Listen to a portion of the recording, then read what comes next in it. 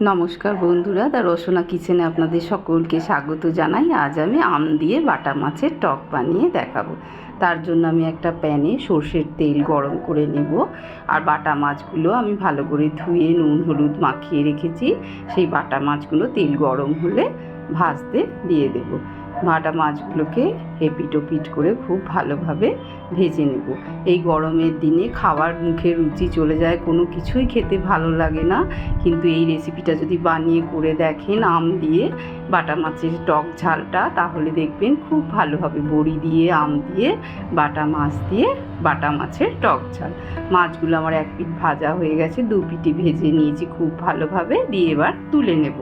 এবার আমি একটা অন্য কড়াইতে তেল গরম করে বড়িগুলোকে ভেজে নেব। বড়িগুলো তেলের মধ্যে দিয়ে খুব ভালো করে লাল লাল করে ভেজে তুলে নেব। বড়িগুলো ভালো করে ভাজা হয়ে গেলে আমি আবার ওই মাছের কড়াইটা যেটা ছিল তার মধ্যে যে তেল ছিল তাতে আমি একটু সর্ষে আর কাঁচা লঙ্কা বাটা দেব। দিয়ে একটু নাড়াচাড়া করে নেব। দিয়ে তার মধ্যে আমি কাঁচা আম বেটে রেখেছিলাম, সেই কাঁচা আম বাটাটাও দিয়ে দেব। এটা অবশ্যই দেবেন। আম বাটাটা দিয়ে একটু নাড়াচাড়া করে নিয়ে আমি পরিমাণ মতো জল দিয়ে দেব। অল্প একটু জল দেব। আমের বাটিটা ধুয়ে জল দিলাম। দিয়ে ওই জলের মধ্যে আমি লাল কাশ্মীরি লঙ্কার গুঁড়ো দেব, হলুদের গুঁড়ো দেব, আর দেব পরিমাণ মতো নুন। দিয়ে খুব ভালো করে মশলাটাকে কষিয়ে নেব। তেলের মধ্যে ভালোভাবে মশলাটাকে কষিয়ে নিতে হবে। যখন দেখবেন মশলা থেকে তেল ছাড়বে, যতক্ষণ না ছাড়ছে ততক্ষণ অবধি কষাবেন এইভাবে। খুব সুন্দর একটা সহজ রেসিপি, খুব সহজেই বানিয়ে নিতে পারবেন আর খেতে খুব ভালো হবে। এবার আমি ঝোলের জন্য পরিমাণ মতো জল দিয়ে দেব। দিয়ে ঝোলটা যেই ফুটতে শুরু করবে তখন আমি এর মধ্যে অল্প একটু চিনি দেবো টকটাকে ব্যালেন্স করার জন্য।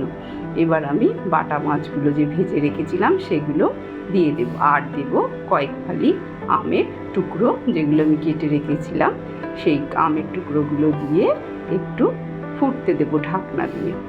কিছুক্ষণ ঢাকনা দিয়ে ফোটার পর আমি আবার ওই মাছটা ঢেলে রেখে কড়াইতে সামান্য তেল দিয়ে একটা শুকনো লঙ্কা গোটা সর্ষে ফোড়ন দেবো। দিয়ে সর্ষেটা যখন চটপট করবে, তখন ফাটতে শুরু করবে, তখন আমি কয়েকটা কারি পাতা দিয়ে দেব।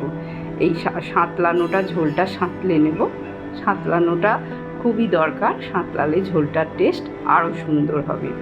এবার আমি এর মধ্যে যে বড়িগুলো ভেজে রেখেছিলাম সেগুলো দিয়ে দেব। দিয়ে একটু নাড়াচাড়া করে ফুটে উঠেছে, এর মধ্যে আমি 1 চামচ কাঁচা তেল দিয়ে দেব।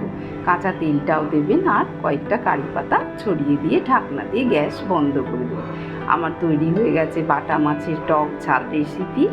এই রেসিপিটা আপনারা সকলে বাড়িতে অবশ্যই ট্রাই করে দেখবেন। আপনারা সকলে খুব ভালো থাকবেন। আমার ভিডিওটা যদি ভালো লাগে লাইক করবেন, কমেন্ট করবেন, আর আমার চ্যানেলটাকে সাবস্ক্রাইব করে আমার পাশে থাকবেন। ধন্যবাদ।